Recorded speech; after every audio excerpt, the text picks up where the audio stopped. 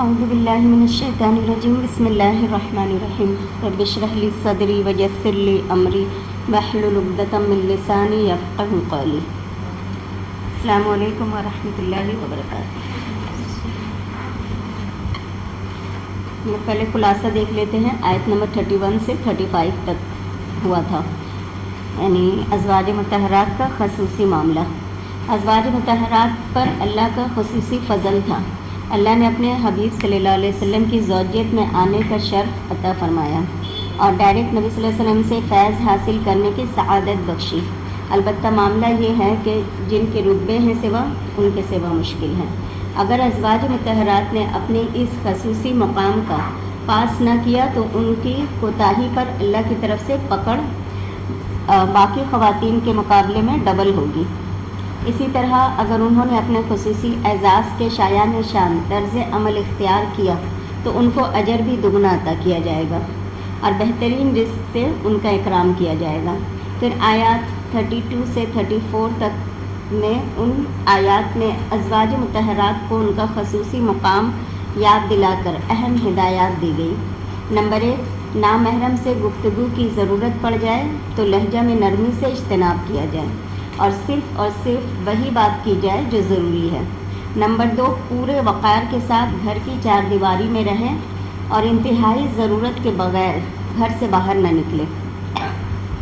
Number 3، باہر نکلنے کی صورت میں شرم و حیا اور پردے کا پورا اہتمام کریں اور دور جاہلیت کی طرح زیب و زینت کی نمائش نہ کریں۔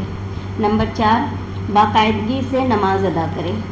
نمبر 5، شرعی قواعد و ضوابط کے مطابق زکوٰۃ ادا کریں۔ نمبر 6، زندگی کے ہر معاملے میں اللہ اور اس کے رسول کی اطاعت کریں۔ نمبر 7، قرآن و حدیث کی تعلیمات کو یاد رکھنے کا اہتمام کریں۔ پھر آیت 35 میں، اس آیت میں مردوں اور خواتین کے لیے 10 پسندیدہ اوصاف بیان کیے۔ نمبر 1، شریعت کے ہر حکم کے سامنے سر جھکانا۔ نمبر 2، دل کی سچائی سے ایمان لانا۔ نمبر 3، عاجزی سے اللہ اور اس کے رسول کے احکامات کی تابعداری کرنا۔ نمبر 4، نہ صرف قول بلکہ کردار سے سچائی کی مثال قائم کرنا۔ نمبر 5، ذاتی عمل میں استقامت، حق کی راہ کی مشکلات اور حادثات پر صبر و رضا کا مظاہرہ کرنا۔ نمبر 6، ہر وقت اللہ کے لیے عاجزی اختیار کیے رہنا۔ اور نمبر 7، اللہ کی راہ میں صدقہ و خیرات کرنا۔ نمبر 8، اللہ کی رضا کے حصول کے لیے روزے رکھنا۔ نمبر 9، اپنی عصمت و عفت کی حفاظت اور جنسی اعتبار سے پاکیزگی کا اہتمام کرنا۔ اور نمبر 10، کثرت سے اللہ سبحانہ و تعالیٰ کو یاد کرتے رہنا۔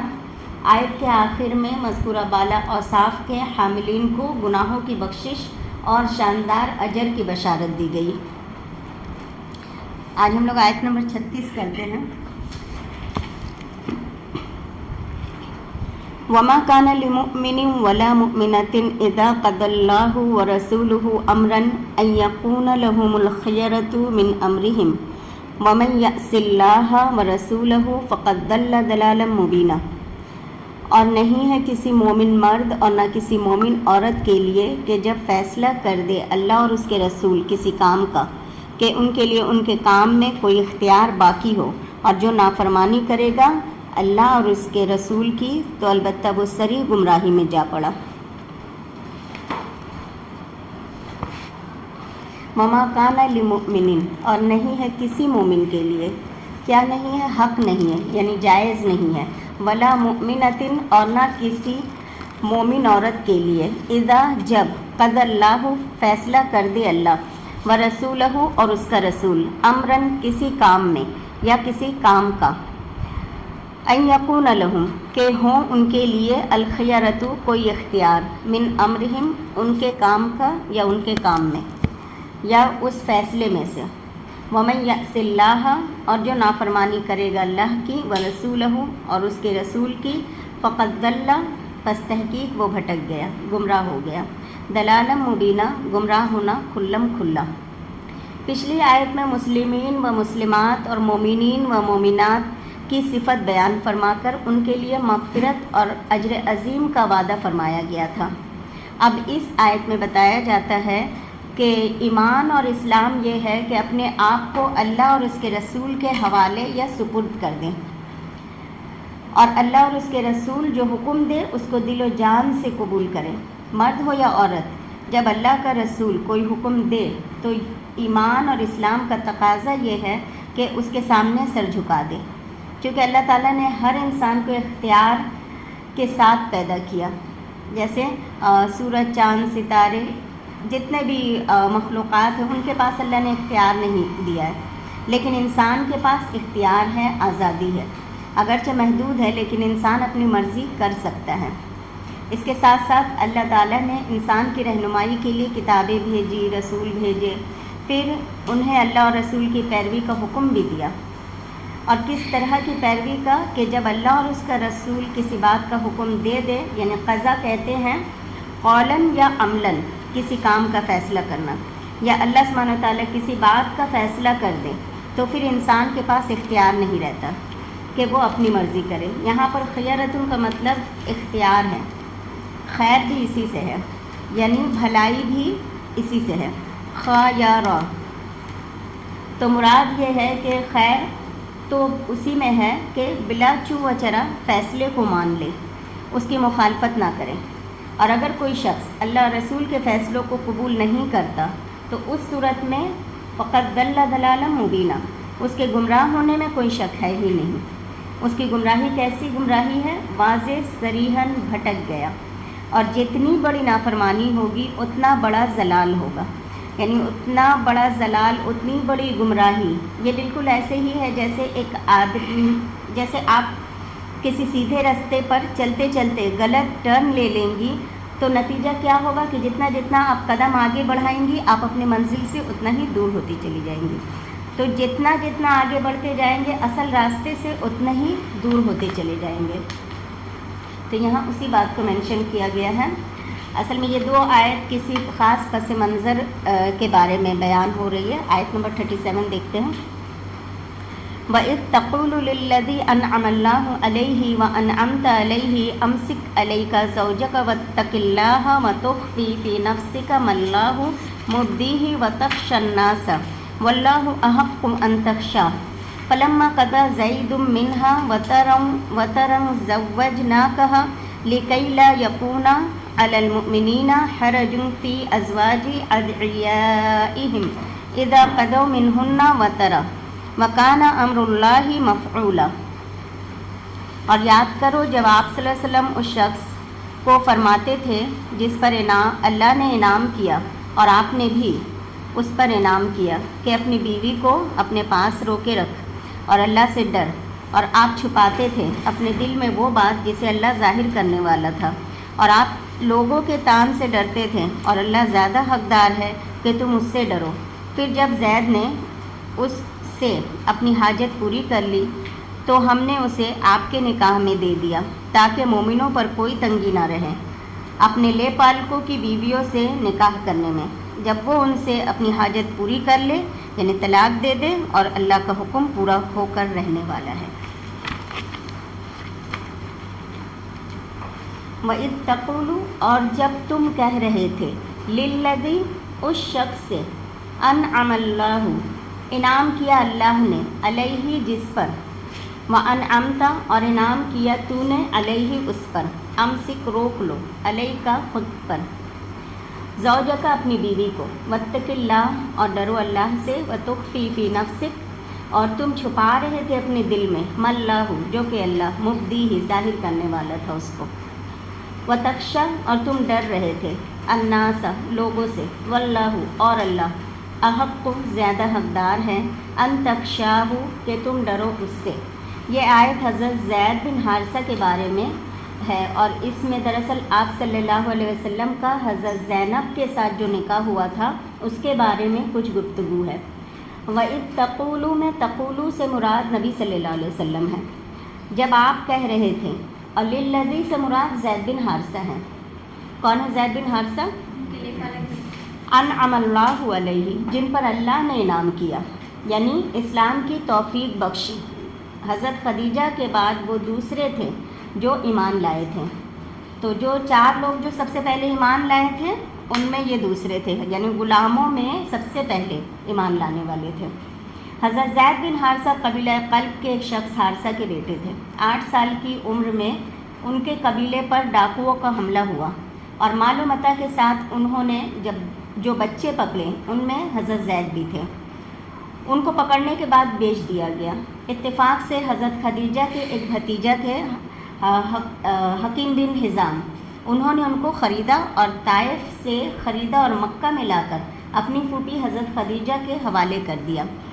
جب خدیجہ رضی اللہ عنہا کا نکاح نبی صلی اللہ علیہ وسلم سے ہوا تو انہوں نے ان کو ہبہ کر دیا، یا بعض اس میں آتا ہے کہ رسول اللہ صلی اللہ علیہ وسلم نے حضرت زید کو خود ہی مانگ لیا تھا کیونکہ ان کے اوصاف اتنے اچھے تھے، تو انہوں نے حضرت خدیجہ سے ان کو خود ہی مانگ لیا اور اتنی شفقت اور محبت کا سلوک کیا کہ کچھ عرصے کے بعد جب حضرت زید کے والد اور چچا کو پتہ چلا کہ ان کا بیٹا محمد صلی اللہ علیہ وسلم کے پاس ہے تو وہ مکہ آئے، حضرت زید سے ملے اور ان سے کہا کہ ہم تمہاری قیمت دے دیتے ہیں اور تم ہمارے ساتھ چلو، تو انہوں نے ساتھ جانے سے انکار کر دیا کیونکہ جو شفقت اور محبت آپ صلی اللہ علیہ وسلم سے ملی تھی تو اس کی وجہ سے وہ اس غلامی پر راضی تھے بنسبت والدین کے ساتھ آزادی سے۔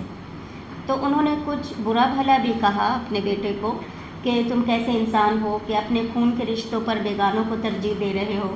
بہرحال نبی صلی اللہ علیہ وسلم نے فیصلہ چونکہ حضرت زید کے حوالے کر دیا تھا تو حضرت زید نے اپنے اختیار سے نبی صلی اللہ علیہ وسلم کو چنا۔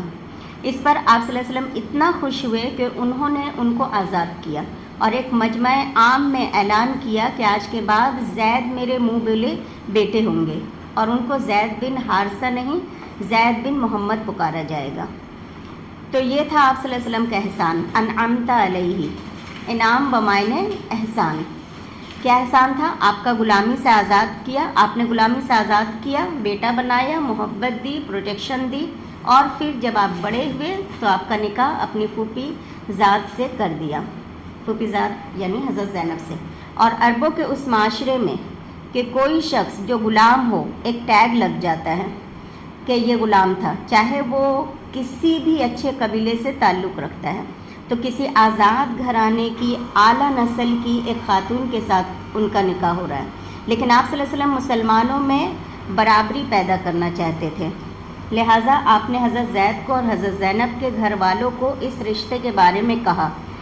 حضرت زینب کے گھر والے ہرگز تیار نہیں تھے، لیکن چونکہ رسول اللہ صلی اللہ علیہ وسلم نے یہ رشتہ دیا تھا تو ان کو ماننا پڑا، لہٰذا رشتہ فائنل ہو گیا۔ اور اب چونکہ دونوں کے اسٹیٹس میں بہت فرق تھا، حضرت زید کی بہت اچھی عادات تھی اور ایک بہترین فطرت کے انسان تھے، اور ادھر حضرت زینب بھی بہت اچھی خاندانی عورت تھی اور اعلیٰ قبیلے سے تعلق رکھتی تھی، تو وہ ذہنی طور پر ایک آزاد کردہ غلام کو اپنے شوہر کے طور پر قبول نہ کر سکی، یعنی ان کو ایکسیپٹ نہیں کر سکی، لہٰذا دونوں کا نباہ نہ ہو سکا۔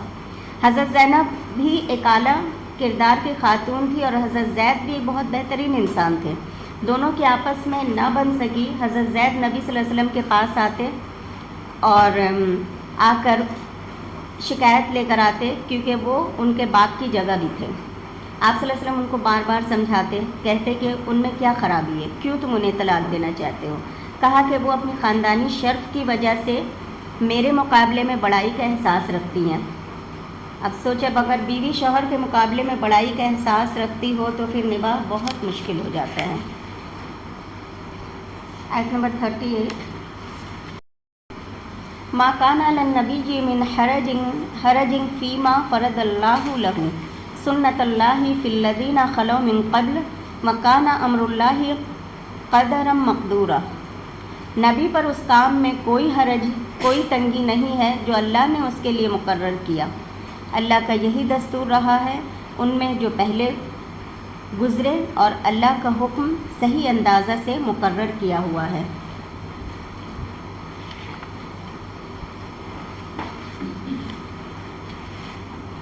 ما کان علی النبی من حرج، نہیں ہے نبی پر کوئی تنگی کسی معاملے میں، فیما فرض اللہ لہ، اس معاملے میں جو فرض کر دیا اللہ نے اس کے لیے، یعنی نبی کو اللہ کے احکام کی پابندی میں کوئی مشکل نہیں ہونی چاہیے۔ حرج سے مراد کوئی گھٹن، कोई तंगी, कोई भी कुड़न नहीं होनी चाहिए। और फ़र्ज़ का मतलब मुकर्रर कर देना, लाजिम कर देना। आप पर कुरान पाक की पाबंदी वाजिब थी। इन्नल्लज़ी फ़रज़ अलैकल कुरआन लराद्दूका इला मआद, कि बेशक वो ज़ात जिसने आप पर कुरान फ़र्ज़ किया। तो इस किताब की सबसे पहले पैरवी किस पर लाजिम थी? खुद नबी सल्लल्लाहु अलैहि वसल्लम पर। इसलिए क्या कहा जा रहा है कि अल्लाह ने जो तरीक़ा आप पर फ़र्ज़ कर दिया उस पर अमल करने में आपको कोई भी तंगी नहीं होनी चाहिए, ख्वाह वो लोगों की मर्ज़ी के ख़िलाफ़ ही क्यों ना हो, ख्वाह वो किसी रस्म के तोड़ने का ज़रिया ही क्यों ना बने। सुन्नतल्लाही, ये अल्लाह का तरीक़ा है। फिल्लदीना, उन लोगों के मामले में, खलौ मिन क़ब्ल, जो इससे पहले गुज़र चुके हैं। पहले से मुराद क्या है? जैसे अम्बिया, उनके मानने वाले लोग सब।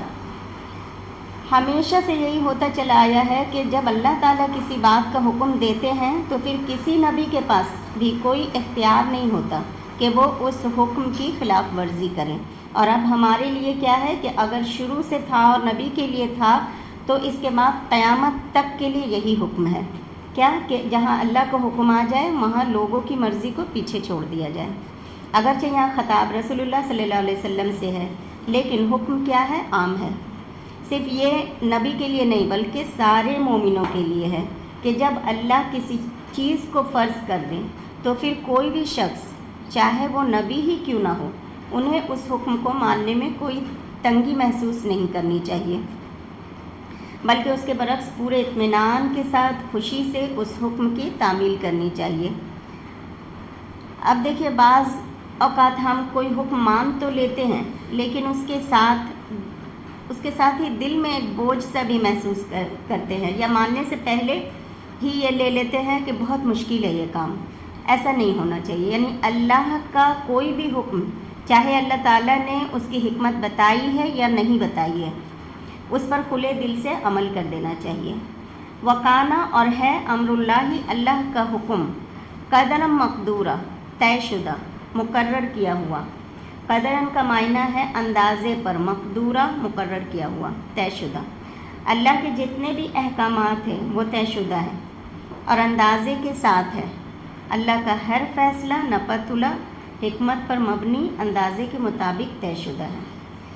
तो ये बाज़ रवायत में आती है कि अल्लाह ताला ने आप सल्लल्लाहु अलैहि वसल्लम को बता दिया था कि अगर ज़ैद ने ज़ैनब को छोड़ा तो फिर आपको उनसे निकाह करना होगा। तो उस कैफियत को अल्लाह के रसूल की यहाँ बयान किया जा रहा है कि आप सल्लल्लाहु अलैहि वसल्लम उस आजमाइश से गुज़रना नहीं चाह रहे थे। यानी आपने जब कहा तुम अपनी बीवी को ना छोड़ो और अल्लाह से डरो, उस वक्त तुम अपने दिल में वो बात छुपाए हुए थे, वो अल्लाह खोलना चाहता था। तुम लोगों से डर रहे थे। आप सल्लल्लाहु अलैहि वसल्लम के लिए आया कि आप सल्लल्लाहु अलैहि वसल्लम लोगों से डर रहे थे। सोचिए, इसलिए कि मुंह बोले बेटे की बीवी से निकाह करना उस वक्त जो है हराम समझा जाता था। एक तो मुंह बोला बेटा ख़त्म करवाया गया, दूसरा इस नॉर्म को तोड़ा गया अल्लाह के रसूल के ज़रिए कि मुंह बोला बेटा जब होता ही नहीं तो फिर उसकी बीवी से निकाह कर भी हो सकता है। तो अल्लाह के रसूल उस चीज़ में स्टैंड लेते हुए डर रहे थे, घबरा रहे थे।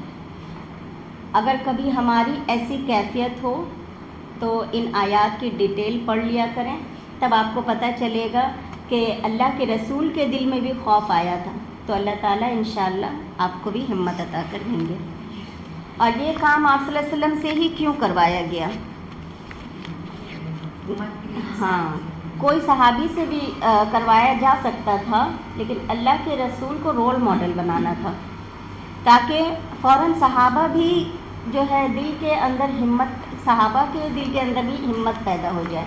वो कैसे जो है इस्टेब्लिश नॉर्म के ख़िलाफ़ खड़े होंगे। और सहाबा में और हम में जो है एक बहुत बड़ा फ़र्क है, वो ये है कि सहाबा हर चीज़ बेयर मिनिमम पर अमल नहीं करते थे, वो हमेशा हर चीज़ में अहसन दर्जे को तरजीह देते थे, यानी जो बेस्ट हुआ करता था। हम हर चीज़ को सोचते हैं कि इतना कर लेंगे तो काम चल जाएगा, ये नहीं होना चाहिए।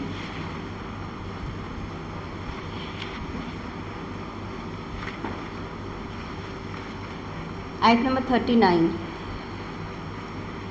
الذین یبلغون رسالات اللہ ویخشونہ ولا یخشون احدا الا اللہ وکفی باللہ حسیبا، وہ جو اللہ کے پیغام پہنچاتے ہیں اور وہ اس سے ڈرتے ہیں اور اللہ کے سوا کسی سے نہیں ڈرتے، اور اللہ کافی ہے حساب لینے والا۔ الذین یبلغون رسالات اللہ، وہ لوگ جو اللہ کی پیغامات پہنچاتے ہیں۔ بلغ یبلغ تبلیغ کا معنی ہوتا ہے تھوڑا تھوڑا کر کے پہنچانا، تاکہ لینے والا اس کو پوری طرح لے لے، باب تفعیل سے تھوڑا تھوڑا کر کے دینا۔ رسالات جمع ہے رسالتن کی۔ وَيَخْشَوْنَهُ، اور اسی سے ڈرتے ہیں۔ وَلَا يَخْشَوْنَ، اور وہ نہیں ڈرتے، احدن کسی ایک سے، الا اللہ سوائے اللہ کے۔ وَكَفَى بِاللَّهِ حَسِيبًا، اور کافی ہے اللہ حساب لینے والا۔ اب یہاں ان لوگوں کی تعریف کی جا رہی ہے جو اللہ کے پیغامات لوگوں تک پہنچاتے ہیں اور بہت اچھے طریقے سے پہنچاتے ہیں، اور ان کی مزید صفت کیا ہے؟ یخشونہ، وہ اللہ ہی سے ڈرتے ہیں۔ تبلیغ کی راہ میں بڑی رکاوٹ کیا ہے؟ لوگوں کا ڈر۔ کیسا ڈر؟ جیسے آج آپ نے کوئی سبق یہاں پہ پڑھا اور جب آپ باہر نکلیں گی تو آپ دیکھیں گی کہ لوگ اسی خرابی میں مبتلا ہیں، تو آپ چاہتی ہیں کہ اس کو اللہ کا پیغام پہنچا دوں، تو کیا چیز آپ کو روکتی ہے؟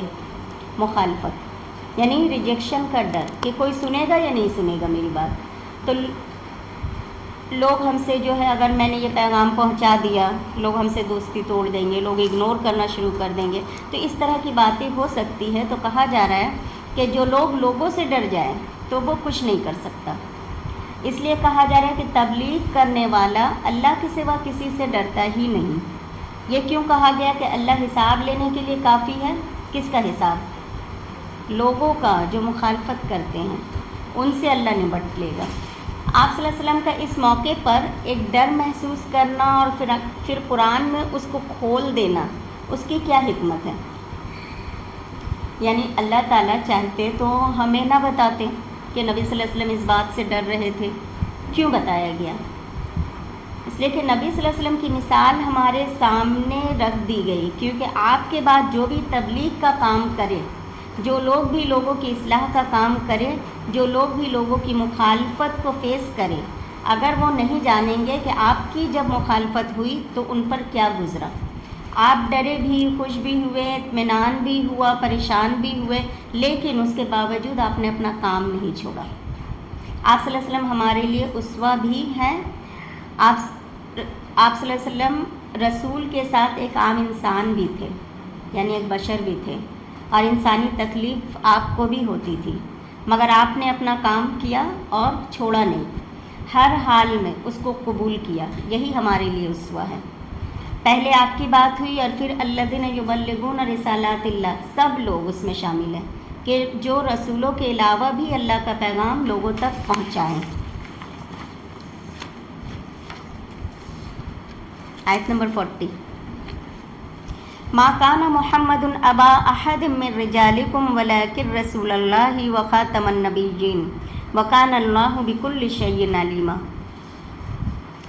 محمد صلی اللہ علیہ وسلم تمہارے مردوں میں سے کسی کے باپ نہیں، لیکن وہ اللہ کے رسول اور سب نبیوں پر مہر آخری نبی ہیں، اور اللہ ہر شے کا جاننے والا ہے۔ ما کان محمد، نہیں ہے محمد صلی اللہ علیہ وسلم، اور یہاں نبی رسول نہیں کہا گیا بلکہ شخصی نام پکارا گیا، یعنی آپ کا جو ذاتی نام تھا محمد۔ ابا احد، باپ کسی ایک کا، یعنی یہ جو تم کہتے ہو وہ زید کے منہ بولے باپ ہے، وہ باپ نہیں ہے۔ من رجالکم، تمہارے مردوں میں سے، یعنی تمنی کے اعتبار سے، پہلے ہی تمنی کے اعتبار سے، یعنی نسب میں تو آپ کے بیٹے تھے، ہم سب کو پتہ ہے کہ طاہر، طیب، قاسم، ابراہیم، یہ سارے تو آپ کے بیٹے تھے، لیکن وہ مرد ہونے سے پہلے، یعنی بالغ ہونے سے پہلے وفات پا چکے تھے، لیکن آپ کے بیٹے تھے نسبی اعتبار سے۔ تو یہاں مراد کیا ہے کہ بیٹے سے منہ بولے بیٹے کا نہیں ہے محمد، تم مردوں میں سے کسی ایک کے والد، ولیکن، اور لیکن، رسول اللہ، اللہ کے رسول ہیں۔ آپ صلی اللہ علیہ وسلم ایک نبی ہونے کی حیثیت سے ساری امت کے بمنزلہ باپ ہیں، لیکن اس معنی میں نہیں، تمنی کے اعتبار سے نہیں۔ وخاتم النبیین، اور خاتم النبیین ہے، یہ جمع ہے نبی کی، اور خاتم کا لفظ ختم سے نکلا ہے. ختمہ کا معنی ہوتا ہے مہر لگانا. کہاں پڑھا ہم نے مہر لگانے میں صاف الفاظ میں؟ سورہ بقرہ میں. ختم اللہ علی قلوبہم، اللہ نے ان کے دلوں پر مہر لگا دی. اور مہر بمعنی اسٹیمپ کے نہیں ہے، یہاں پہ سیل کے ہے، کیونکہ مہر کے دو معنی ہوتے ہیں. ایک معنی ہوتی ہے اسٹیمپ اور ایک ہوتا ہے سیل. سیل کس لیے ہوتی ہے؟ کہ کوئی چیز نہ اندر جا سکتی ہے نہ باہر نکل سکتی ہے. یعنی نبیوں کی اب آمد کا سلسلہ ختم ہے. وکان اللہ، اور ہے اللہ، بکل شیء، ہر چیز کو، علیماً، خوب جاننے والا. اللہ کو ہر چیز کا پتہ ہے. اسے یہ معلوم ہے کہ اب ان کے بعد کسی اور نبی کی ضرورت باقی نہیں رہی، نہ کسی نبی کی اور نہ کسی رسول کی. ایک اشکال لوگوں کے ذہن میں ہو سکتا ہے کہ رسول اور نبی میں جو ہے کیا فرق ہے، جو میں بارہا آپ کو بتا چکی ہوں. اور یہاں نبیین کہا گیا، تو کیا آپ نبی تھے یا رسول تھے؟ دونوں تھے. تو کیا فرق ہے جو ہمیشہ؟ نمبر 1، رسول کو شریعت ملتا ہے اور نبی پچھلی شریعت کو آگے بڑھاتا ہے. نمبر 2، ہر رسول نبی ہوتا ہے اور ہر نبی رسول نہیں ہوتا. نمبر 3، رسول کو کسی جگہ اپوائنٹ کیا جاتا ہے. نمبر 4، نبی قتل ہو سکتا ہے، رسول قتل نہیں ہو سکتا. ایک بات یہ بھی یاد رکھیے کہ اگر رسول کا لفظ الگ سے آئے اور نبی کا لفظ الگ سے آئے تو کیا ہوگا؟ رسول نبی بھی ہوگا، اور اسی طرح نبی کا لفظ الگ سے آئے تو اس میں رسول بھی شامل ہوگا. لیکن جب دونوں اگر ساتھ آئیں گے تو پھر فرق کیا ہوگا؟ جیسے ایمان اور اسلام کا لفظ الگ الگ آتے ہیں تو معنی اور بنتا ہے، لیکن اگر دونوں ساتھ آتے ہیں تو معنی کچھ اور بنتا ہے. اور ایگزامپل جیسے فقیر اور مسکین کا لفظ، فقیر کا لفظ اور مسکین کا لفظ الگ الگ آئے تو معنی اور ہوتا ہے، اور اکٹھے آئے تو فقیر اگر الگ سے آئے تو اس میں مسکین شامل ہوتا ہے، لیکن اگر فقیر اور مسکین آمنے سامنے آئے تو فرق ہوتا ہے. تو اسی طرح ایمان کا لفظ الگ آئے تو اس میں اسلام شامل ہوتا ہے، لیکن اگر ایمان اور اسلام ایک ہی جگہ پر آ جائے تو پھر دونوں میں فرق کیا جاتا ہے. تو یہاں چونکہ نبی یہ آیا ہے تو اس میں رسول بھی شامل ہے. ویسے رسولوں کی تعداد کتنی ہے؟ 300 سے کچھ زائد ہے، ٹھیک ہے، جو حدیثوں سے ہمیں پتہ چلتا ہے. اور جو قرآن پاک میں انبیاء آئے ہیں وہ سارے کے سارے رسول تھے. ان میں سے اولو العزم کون ہیں؟ جن 5 کا ذکر اسی سورہ کے شروع میں ہم پڑھ چکے ہیں. وہاں بھی نبیین آیا ہے تو اس میں رسول بھی شامل ہے. امت کے علماء اس پر جمع ہے، اس کو اجماع امت کہتے ہیں، اس بات پر کہ آپ صلی اللہ علیہ وسلم کے بعد کسی نبی رسول کی ضرورت نہیں ہے.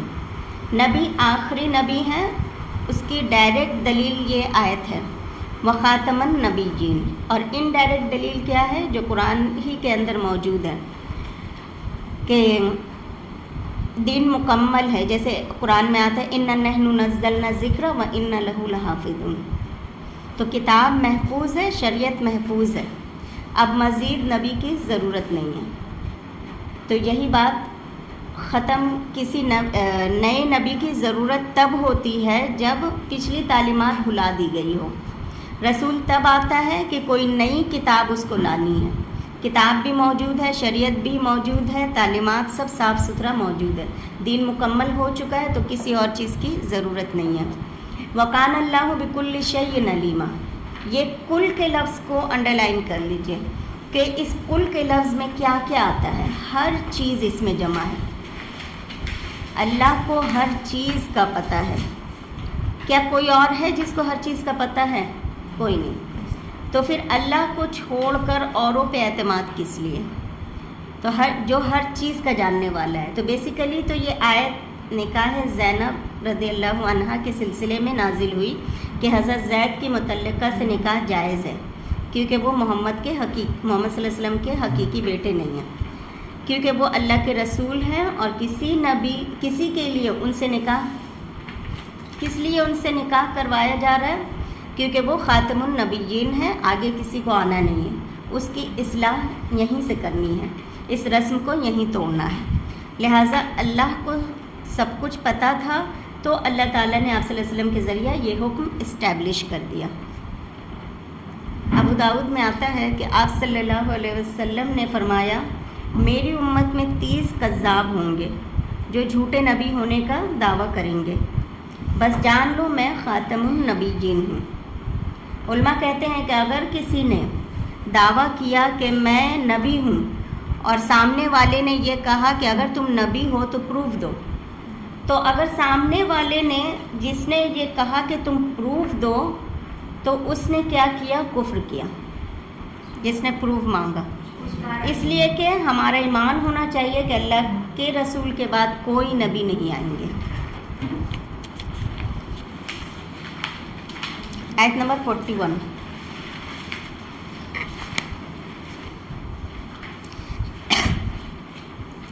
یا ایھا الذین آمنوا اذکروا اللہ ذکرا کثیرا، اے ایمان والو تم اللہ کو یاد کرو بکثرت۔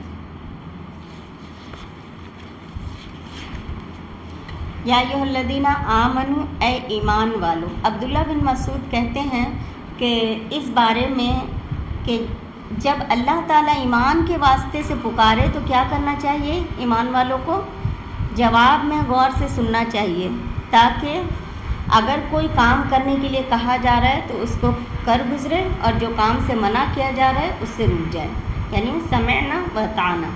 اذکروا اللہ، ذکر کرو اللہ کا، ذکراً کثیرا، ذکر بہت زیادہ۔ کثیرہ کو کیسے ڈیفائن کریں گے؟ 100 مرتبہ، 1000 مرتبہ، یا 1,00,000 مرتبہ؟ کثیر کثیر کس کے وزن پر ہے؟ فعیل کے وزن پر ہے، بہت زیادہ، مبالغہ کا صیغہ ہے، یعنی کثرت سے، کیونکہ ذکر دل کی زندگی ہے، اور ذکر یاد ہوتی بھی کہاں پہ ہے؟ دل ہی میں، کیونکہ آپ دیکھیے کہ ذکر کا اپوزٹ کیا ہے؟ غفلت۔ دل یا تو جاگ رہا ہوگا یا سو رہا ہوگا، یا یاد کر رہا ہوگا یا غافل ہوگا، دو میں سے کوئی ایک حال میں ہوگا۔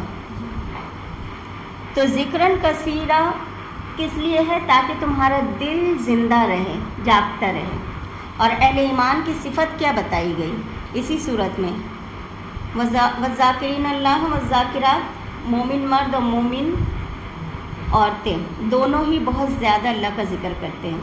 حدیث میں بھی یہی آتا ہے کہ تمہاری زبان ہر لمحے اللہ کے ذکر سے تر رہے۔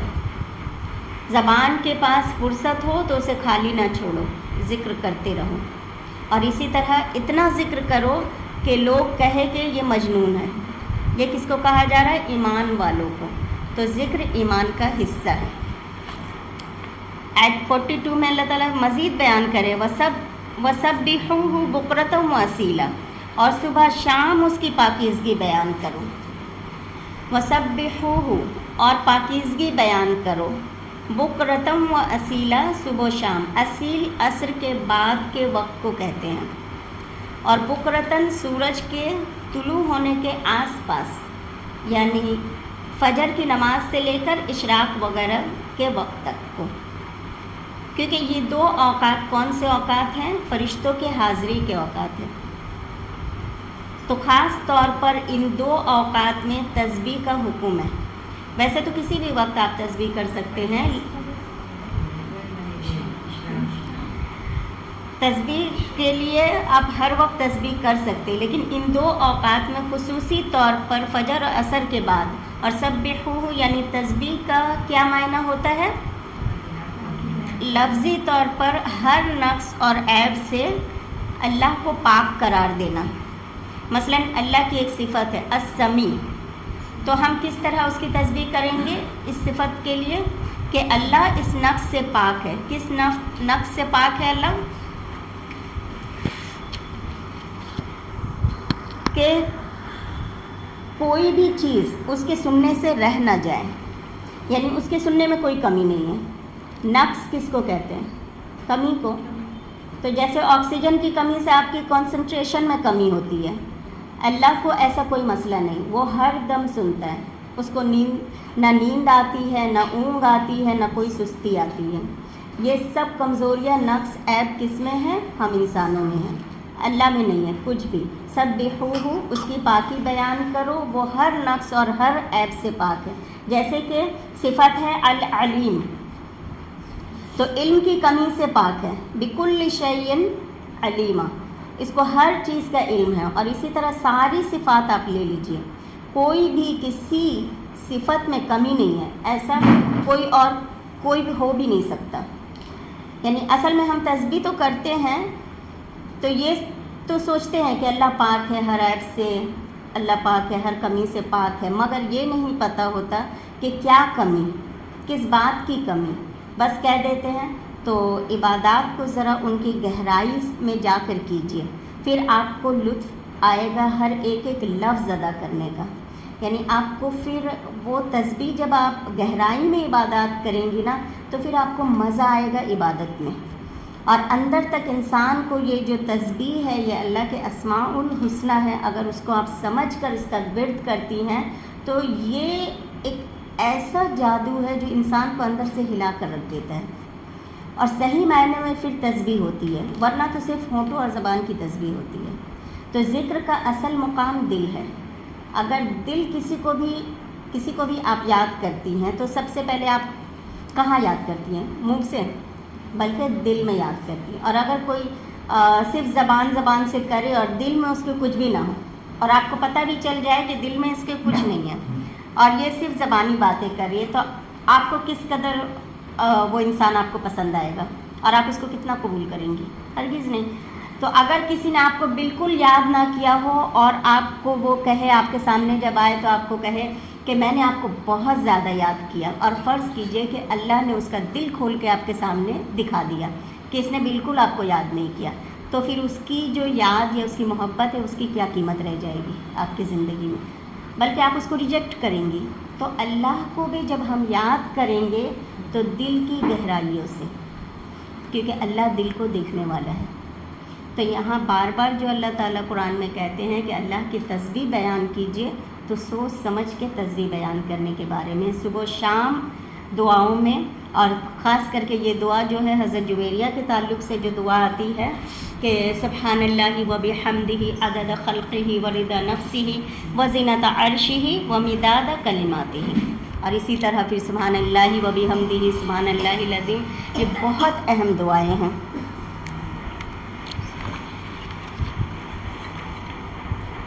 آیت نمبر 43، والذی یصلی علیکم وملائکتہ لیخرجکم من الظلمات الی النور وکان بالمؤمنین رحیما. وہی ہے جو تم پر رحمت بھیجتا ہے اور اس کے فرشتے بھی، تاکہ وہ تمہیں اندھیروں سے نور کی طرف نکال لائے، اور اللہ مومنوں پر مہربان ہے.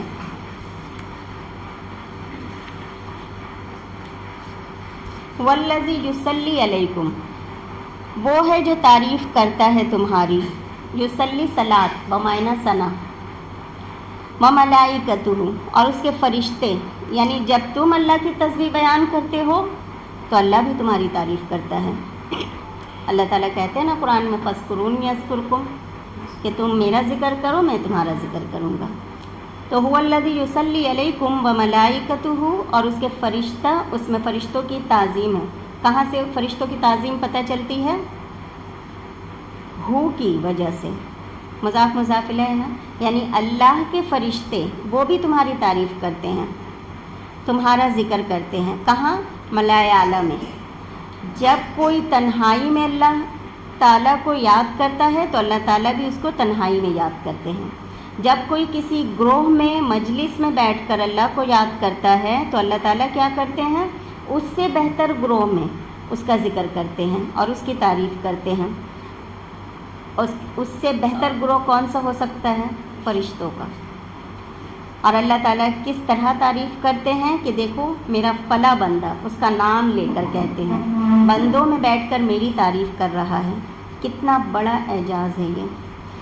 لوگ تعریف کے کتنے بھوکے ہیں دنیا میں، اور تعریف جھوٹی بھی ہو تو بھی سننا کتنا پسند کرتے ہیں. یعنی انہیں پتہ ہوتا ہے کہ ہم ایسے تو ہیں نہیں، یہ میرے منہ پہ اتنی تعریف ہو رہی ہے پھر بھی ان کو اچھا لگتا ہے. اور پتہ نہیں کیسے اچھا لگتا ہے، لیکن اچھا لگتا ہے. بعض لوگ تو راضی نہیں ہوتے جب تک آپ ان کی جھوٹی تعریف نہ کریں. تو یہ بہت یہ لوگوں کی پسند ہے۔ جب بندے کو پتہ ہوتا ہے کہ کوئی اس کی تعریف کرنے والا ہے، آپ خود ہی سوچیں کہ بندے کی کیفیت کیا ہوگی، اس کی خوشی، اس کے اطمینان اور اس کے سکون کا کیا عالم ہوگا۔ اگر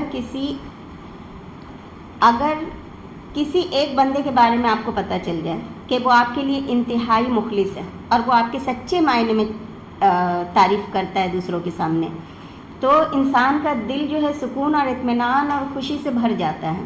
اور اگر کسی کو یہ پتہ چل جائے کہ اللہ اس کی تعریف کرتا ہے، پھر اس کی کیا تعریف، اس کو کسی اور کی تعریف کی ضرورت ہوگی؟ یہ کیسے ہو سکتا ہے کہ آپ صبح و شام اللہ کی تعریف اور تسبیح بیان کریں؟ کیونکہ تسبیح حمد کے ساتھ ہوتی ہے، اور وہ آپ صبح شام اللہ کی تعریف کرے اور اللہ آپ کی تعریف نہ کرے۔ اللہ جب کسی بندے سے محبت کرتا ہے تو صحیح حدیث میں آتا ہے، تو اللہ تعالیٰ کیا کرتے ہیں، جبرائیل علیہ السلام کو بلاتے ہیں اور اس کو بتاتے ہیں، یعنی جبرائیل علیہ السلام کو اللہ تعالیٰ بتاتے ہیں کہ دیکھو میرا فلاں بندہ جو ہے مجھ سے محبت کرتا ہے، اے جبرائیل تم بھی اس سے محبت کرو۔ تو جبرائیل علیہ السلام کیا کرتے ہیں، آسمان والوں میں ندا دیتے ہیں، اے آسمان والو، اللہ فلاں بندے سے محبت کرتا ہے، تم بھی اس سے محبت کرو۔ پھر وہ محبت زمین پر بھی اتار دی جاتی ہے اور بندوں کے دلوں میں ڈال دی جاتی ہے۔ یہی وجہ ہے کہ دیکھیے گا، جب آپ کبھی ایسا بھی ہوگا کہ آپ کسی انجان انسان سے ملتی، لیکن اس سے آپ کا دل مل جاتا ہے، وہ آپ کو اتنا پسند کرنے لگتا ہے، تو فرشتے اس کے دل میں ڈال دیتے ہیں۔ جو اللہ کو یاد کرتا ہے، اللہ لوگوں میں اس کو معروف کر دیتے ہیں۔ لیکن شروع کہاں سے ہوتی ہے؟ آپ لوگوں میں بیٹھ کر اللہ کی تعریف کریں، اللہ کا پیغام پہنچائیں۔ بعض لوگوں نے اس کا ترجمہ کیا کہ وہ رحمت پہنچاتا ہے تم پر یا درود بھیجتا ہے تم پر، مگر یصلی بمعنی حمد کے ہیں، تعریف کے۔ لیخرجکم، تاکہ وہ نکالے تم کو، یعنی حکمت کیا ہے، وہ تمہیں نکالنا چاہتا ہے، کہاں سے؟ من الظلمات الی النور، اندھیروں سے روشنی کی طرف۔ کس چیز کے اندھیرے؟ کفر کے اندھیروں سے، جہالت کے اندھیروں سے۔ کون سا نور؟ ایمان کا روشنی۔ وہ تمہیں اندھیروں سے نکال کر روشنی کی طرف لانا چاہتا ہے۔ یہ کیسے ہوتا ہے؟ اللہ ولی آمنہم لیخرجہم من الظلمات الی النور۔ جب بندہ اللہ کا احکام پڑھتا ہے، اس کا ذکر کرتا ہے، تو اس کا نور اس کے دل میں چھا جاتا ہے اور اندھیرے دور ہوتے ہیں، جہالت کے اندھیرے دور ہوتے ہیں علم سے، اور کفر کے اندھیرے دور ہوتے ہیں ایمان کی روشنی سے۔ وَكَانَ بِالْمُؤْمِنِينَ رَحِيمًا، اور ہے اللہ مومنوں پر بہت مہربان۔ اس میں ہمیں شوق دلایا گیا کہ ہم کیا کریں؟ سچے مومن بنیں، تاکہ اللہ کی رحمت ہم پر نازل ہو۔ آپ صلی اللہ علیہ وسلم نے ایک موقع پر اللہ کی رحمت کو اس طرح واضح کیا تھا کہ ایک عورت جس کا بچہ کھو گیا تھا، وہ اس قدر پریشان تھی اپنے بچے کی خاطر کہ ہر طرف پھر رہی تھی، اور کسی کا بھی بچہ دیکھتی اس کو اٹھاتی اور اس کو دودھ پلانے لگتی تھی، کیونکہ اس کا دودھ پیتا ہوا بچہ گم ہو گیا تھا، اس کو کسی وقت قرار نہیں آ رہا تھا۔ تو وہ کسی بھی بچے کو اٹھا کے اپنے سینے سے چمٹا لیتی۔ تو آپ صلی اللہ علیہ وسلم نے دیکھا اور آپ نے فرمایا کہ للہ ارحم بعبادہ من ہذہ لولدہا، اللہ اپنے بندوں کے لیے اس عورت سے بڑھ کر اپنے بندوں کے لیے مہربان ہے، اس سے زیادہ رحم کرنے والا ہے، اس سے زیادہ اللہ شفیق ہے۔ آیت نمبر 44، تحیتہم یوم یلقونہ سلام وأعد لہم اجرا کریما، ان کی دعا جس دن وہ اس کو ملیں گے سلام ہوگا، اور اس نے ان کے لیے بڑا اچھا اجر تیار کر رکھا ہے۔ تحیتہم یوم یلقونہ سلام میں تحیتہم ان کا سلام، تحیہ ہے زندگی کی دعا، سلامتی کی دعا، گریٹنگز کے معنی میں ہے یہ۔ یوم یلقونہ جس دن اس سے ملاقات کریں گے، کس سے؟ اللہ سے، یعنی اللہ سے ملاقات کریں گے کون؟ مومنین، جو اندھیروں سے نکل کر روشنی کی طرف آ جائے۔ ان کو کس طرح گریٹ کیا جائے گا؟ سلام سے۔ یہ کون سا دن ہے؟ جب وہ اللہ سے ملاقات کریں گے۔ یہ دن یا تو موت کا دن ہے، کیونکہ موت کا دن جب فرشتے آتے ہیں تو جو نیک بندہ ہوتا ہے وہ اللہ سے ملاقات کی خواہش کرنے لگتا ہے، اور جو برا ہوتا ہے وہ اللہ سے ملنا پسند نہیں کرتا، لہٰذا اللہ تعالیٰ بھی اس سے ملنا چاہتے ہیں جو اللہ سے ملنا چاہتا ہے۔ تو جو بندہ اللہ سے ملاقات کرنا چاہتا ہے اس سے اللہ ملاقات کرنا چاہتے ہیں۔ اچھا، دوسری بات قبر کا دن، اس دن بھی انسان تنہا ہوگا۔